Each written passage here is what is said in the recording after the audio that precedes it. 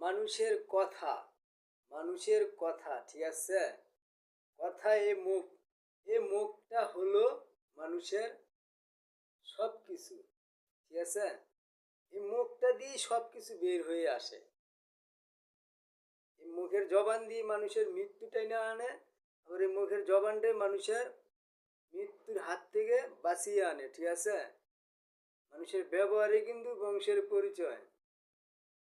তবে অনেকে অনেক কিছু, অনকার যুগে মানুষ, অনকার আমলে